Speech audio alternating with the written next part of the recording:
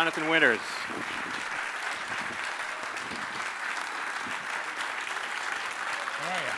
What a pleasure. Yeah. How about in the middle here?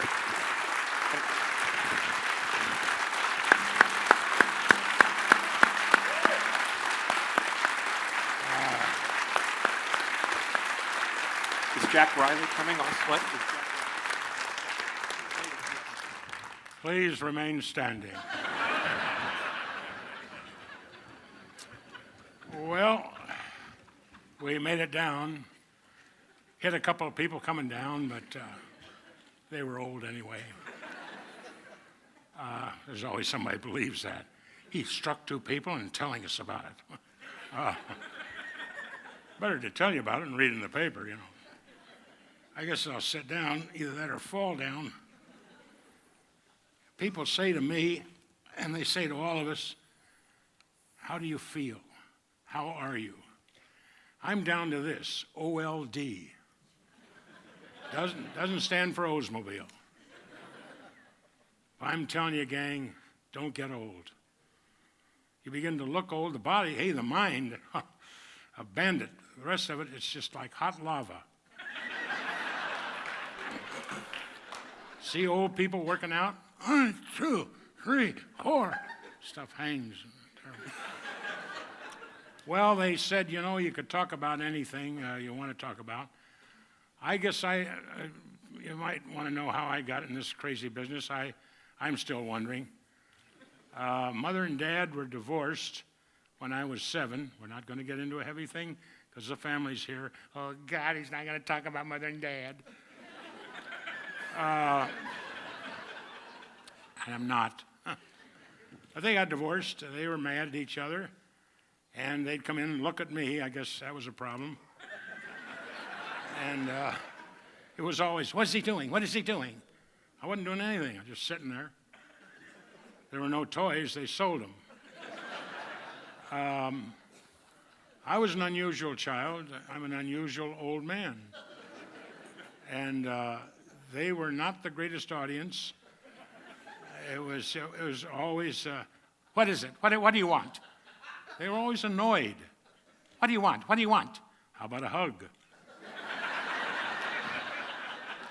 Are you gay? No, different. At any rate, I just couldn't win. At any rate, I was the only child, and I knew somehow that from 7 on that I'd have to entertain myself. I wasn't getting the kind of affection that I thought I was going to get. I'd watched Robert Young and Lee Remick too long, and the Little White Fence, and hugging and kissing. I went to the movies a lot. My dad took me to the movies. He told me he was a salesman, and he dropped me off about 10 o'clock in the morning, just back in Dayton, Ohio, where I grew up. First 7 years, and I had an uncle. It was, I guess, his cousin. It was an uncle to me, Uncle Billy, who had the Rialto Theater. So my old man would drop me off about 10 o'clock in the morning, and Uncle Billy owned the theater and was a projectionist, and I got to really know Hopalong Cassidy. You have about 9 hours of Hoppy, and you wander out of the place. Hey, there you go. I was sticking people up when I was 9. I am Hoppy's son. Any rate, and later on in life, because I'm still a Hoppy fan, he's long gone now, but Hopalong Cassidy. My wife and I were in Paris once in our lives in 1957, and we were staying at the Plaza Athénée, and we went up 4 or 5 floors, opened the cage, and there was Hoppy. And I'm like a lot of us, I wanted an autograph. If you're an autograph person, you want to get an autograph. I was just stopped in my tracks. I just thought, God, I turned to my wife, Eileen, this is Hopalong Cassidy. William Boyd, okay? Okay. What do you mean, okay? How about having a drink, Hop? Well, he was just like he was in the movies. He was even better. He was just the most down-to-earth guy. It was such a great thrill to get down to the bottom of the hotel, out into the lobby in the bar, and have a couple of drinks with him. Great guy. I never really thought that I was going to get in the business. My mother was in radio in Springfield, Ohio. She had a women's program, somewhat like a Barbara Walters, kind of, where she interviewed people. Of course, you don't get too many celebrities coming through Springfield. A lot of farm people, you know. I'll talk about my cows. I got some Holsteins, okay? She had Arlene Francis on one time, and it was just before I went into the Marines. I guess I was about 15. I was 17, I went in the Corps. So 15, I went in, I sat in this studio, and my mother was to interview Arlene Francis, who was doing a play in Columbus, Ohio. And if you were doing a play, or you'd written a book or anything like that, you went all around these smaller cities to plug your book or your play. I remember Miss Francis turned to my mother and said, are you to interview me? And my mother said, yes, I'm Alice Ballman. It's her stepfather's namesake. And I'll be interviewing you. And Miss Francis turned and said, it was the first time I heard this is kind of a Mickey Mouse station. And my mother said, yes, and you're our Mickey Mouse guest.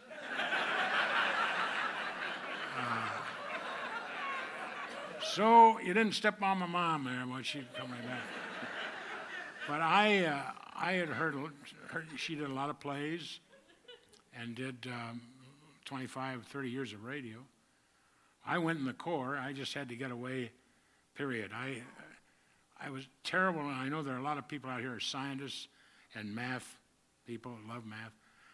I guess my label has been a combination of bipolar and manic depressive. I've chosen polar because we've been around the Cape. And so at any rate, first grade, my dad would say to me, be sober, and if I give you 4 apples and 3 more, how many do you have? If I'd seen the apples, that could have helped me. They weren't there, and I thought I had a pretty good imagination, but 4 apples and 3 more, come on, come on, come on. And I said, too many for the lunchbox. And he shook me, and he said, you're the dumbest white kid I know. Good, fun thing to tell me. And I got as far as plain geometry, and it was over.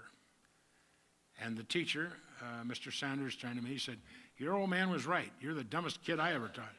And I said, Mr. Sanders, never talk back to an older person. I said, Mr. Sanders, one thing about a dummy, he's strong. This is empty, but the body works. I could pick your ass up and throw you through the window. Only time I used that word in front of a mathematical person. And from there I went to the Marines. And I spent almost 3 years, finally made corporal. And constantly, you know, is that the best you could get? Oh, the best I could get was survive. I went up in the attic, I'll never forget. I've all collected toys. I still collect toys today from the 30s and the 40s. They're a lot more expensive today than when I was a kid. Toys then, little iron toys, some made, tin toys made in Japan, Germany, France, England, and here in America, were $1 a piece because we'd come out of the Depression. So I had a little trunk full of stuff. I had a fishing reel, Shakespeare reel, had a 20-gauge shotgun I'd hoped to use on some people. We won't single them out. At any rate, had my ball glove, baseball, and I went to my mother and I said, what happened to my toys? My toys are gone. Well, we gave them to the mission. Okay, you should have notified me because I would have liked, there's some things I wanted to salvage. And my mother said, well, how did we know you're going to live? Well, you see, you can forget the hug.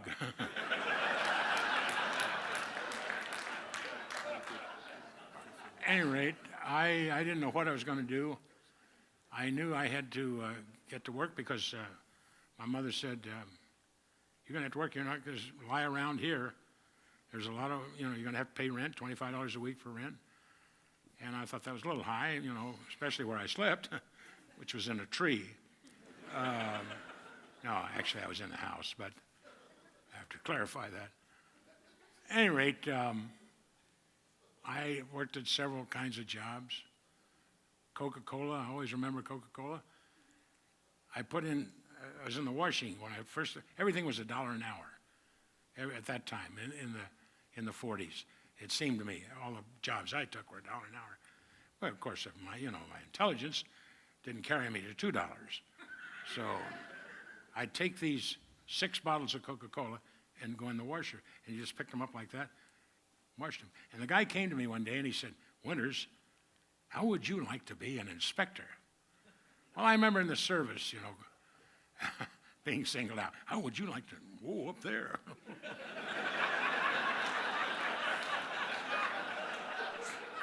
But somehow the dummy, once again, okay. You got a stool and you sit on the stool. Boy, that brand new white shirt with the red stripes and the big green Coca-Cola thing over here.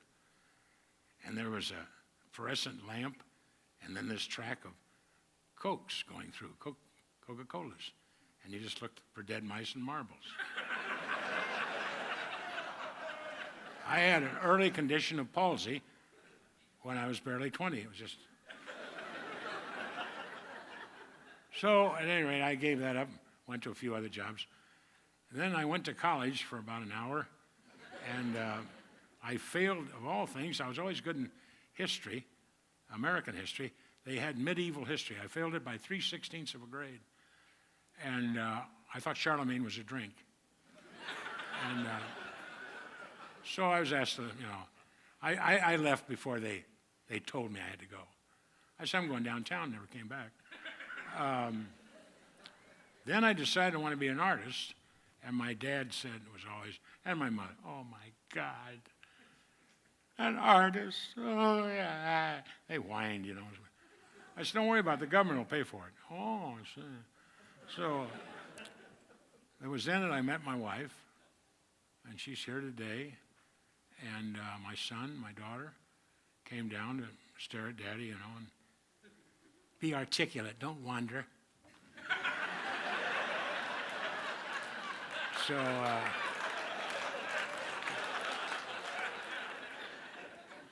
but I tell you, as I sit here in this chair, I guess it's made in therapy, that had it not been for my wife, I tell you, I wouldn't be sitting here or any place today. I was in almost my 4th year of art. My wife had graduated from Ohio State, and she got her master's degree in art. So we met, and she said, take a look at your art. And I took a look at my art, naturally. I also took a tin of turpentine. Always makes the art look a little different. And she said, you got to pass on art. You got to get another way to go, because it's not happening on canvas, watercolors, clay, I don't care, casein, forget it. You got to do something else. Well, kind of put me in a corner, and she said, there's a watch that they're giving away at the Colonial Theater. This is in Dayton. Well, I went down, got the watch, got on the air, had no experience with radio other than my mother. I mean, I wasn't a performer. The guy said, all you have to do is time and temperature. About the second week, you get a little tired at time and temperature. So I started to interview myself. I couldn't get a guess, so make them up, what the hell. Here is Monsieur Claude Ducher, and you're here in Dayton, Ohio. God, and you're here at the Dayton Art Institute and showing your paintings. I have to speak English. This is Dayton. I love Dayton. It's the most fascinating city outside of Paris I have ever been in my entire life. I have been to Madrid. I've been to New York. I have been to San Francisco. I have been to Indonesia. I lived on a plantation in Colombia, South America, but Dayton, Ohio. Oh my God, ça m'a dit que la santé vert. Well, the damn manager ran up the stairs. Who that there talking to that frog? What's he doing on the air? I'll call him a frog. But I was asked to go back to time and temperature. And I went back to it quickly. I had about a year on radio, and I think it was barely a year when my wife, Eileen, said, I'm pregnant. You better go for a raise or go to television, something else. There's no money in radio. We're going to have a child. Uh-oh. So I raced home, and my son was born in 1950. Television had just come into Ohio. They had sets, but of course nothing worked. It looked like it worked. You know, we made believe. We painted little things. I went to Columbus, and I was over there. It's the longest job I ever had, 2.5 years. WBNS stands for Wolf's, Banks, News, and Shoes. I got up to $125, started at $75. Sounds like a lot of money, but when you're living in a housing project and one car and the lawn is just sand, it's depressing.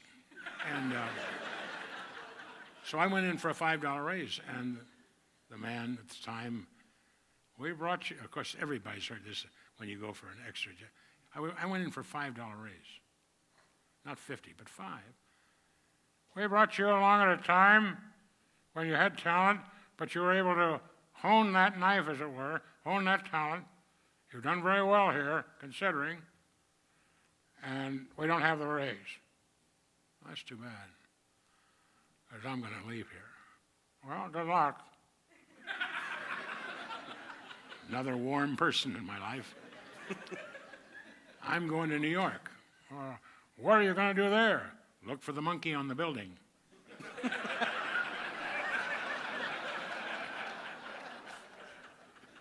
So, and of course, the dummy said, what monkey? Kong. Any rate, and I went to New York. My wife went to work, and she was dressing mannequins in a department store in Dayton. And our little boy stayed there in Dayton with her.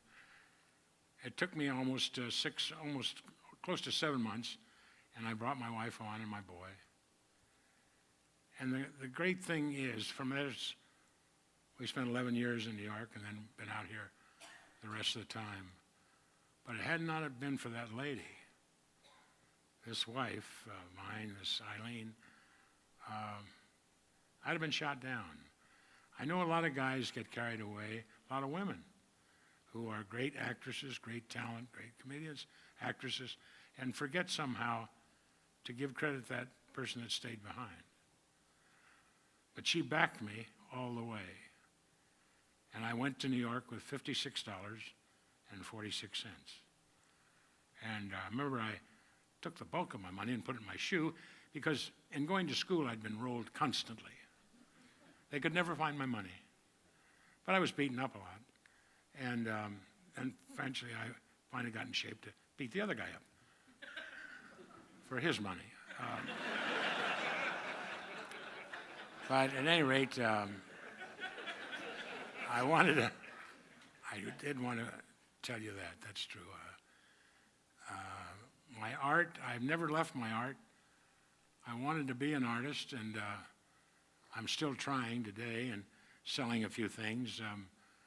A woman came up to me the other day, and she was working in my studio, and I did a lot of acrylic work recently, but now, I say more recently, working in pencil drawing, colored pencil and ink on 8x10s and heavy paper and stuff. And she came up and she said, it's fun to get the comments from people, even if you don't make a cent. That sounds very sick, somewhat ill, but you have to have somewhat warped sense of humor to understand this person who is playing games with you. And she said, Jonathan, you can tell by the voice. Jonathan, how much is that? That's $15,000. Oh my God. Oh, my God. Well, apparently he's put you on hold.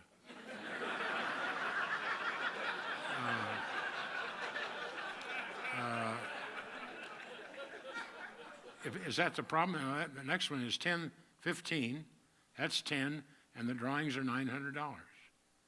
I never dreamed they were that much. I guess, well, your dream has come true. My dream hasn't happened at all. Well, I said, let me tell you something, sweetheart.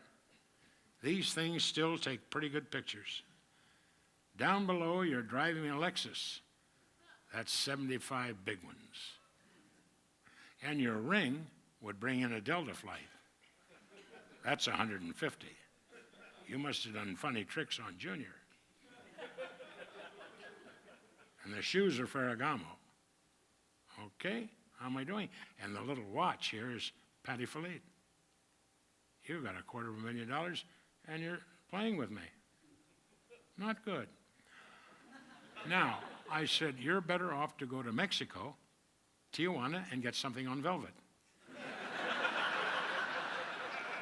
Sure. Get Elvis, guitar, $50, everything. Well, then I got the lecture, and she said, well, if you weren't Jonathan Winters, you couldn't ask these kind of prices. I said, yes, but I am Jonathan Winters.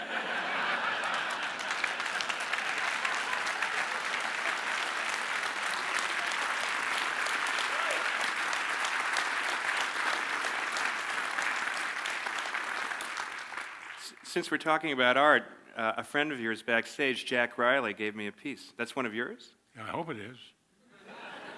Well, now you can say you've had a show at the Getty. Yeah. Well, show it to the Getty.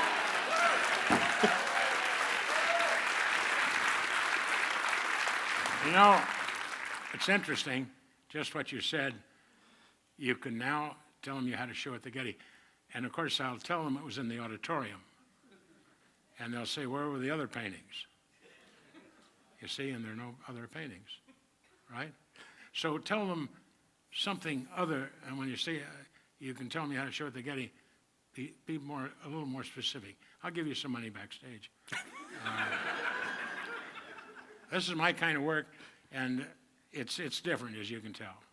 People say, what are you on? A roll.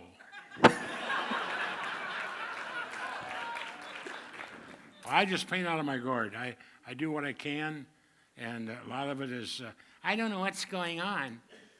A woman asked me one day, what is going on? Well, 36, 19, 7, 25. It's a number painting. How could you tell? Well, I painted over it. Where's Uncle Jack? That's all I got. Is that all you got? That's all I got. Is it over? It is. Jonathan, Where's Jack? he's backstage waiting for you to go backstage. Oh, he's waiting for me? Yeah. I cheated Jack? Again? Jack, come on, let's say he can come out, can he? got a He's minute? feeling shy. Huh? Jack, do you want to come out for just a moment? Ladies and gentlemen, Jack Riley. We're a couple of old Thanks a lot.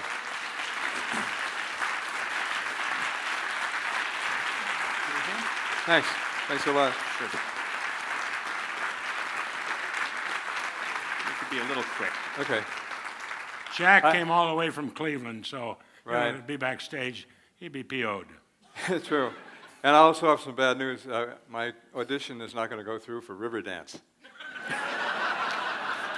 Don't know what to do. Incidentally, they made fun of a guy yesterday because he wore a tie. We got this at the MIT shop on Wilshire Boulevard, so both of us. So, yes, you're wearing a tie, John. I'm wearing roosters. Or a cox. I've got stripes. So everybody up in Santa Barbara is missing you. I just found out. No, Some of your favorites that come up to you. there's on the no street? favorites up there. Yeah, Just my family. just your family. Yeah. Yeah. I'm Well, after their money. One guy told you you're nothing but a has-been. That's right, but I'm an international has-been. That's it. That guy's just a local has-been. No, one of my favorites, I told just Jack Yeah. backstage, because we all get this. Regardless of what field you may be in, a person will say, a man or a woman will say, especially if you have some semblance of a naughty background, not evil, just a little bit naughty. Well, John, I've heard a lot of stories about you. Always agree with them. Yes, they're all true. Incidentally, I've heard nothing about you.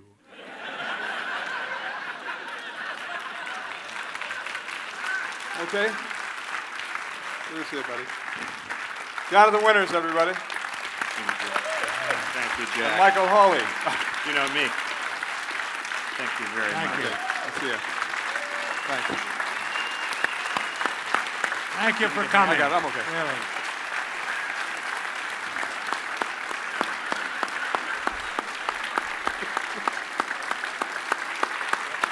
All right, well, Thank you. Room. well, thank you.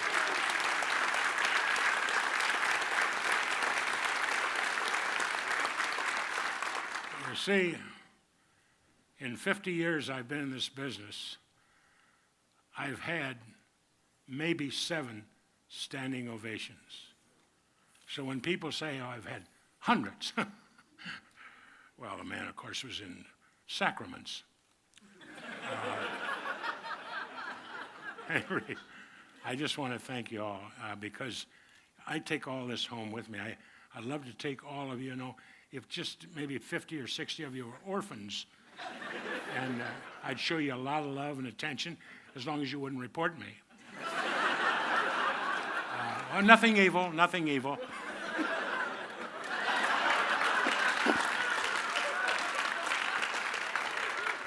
Again, many, many thanks for coming. I tell you, we got 2 hours to go north. I live off this for quite a while, you see. And I'll say to my wife, didn't I give you a little shot there? And of course, she'd be asleep.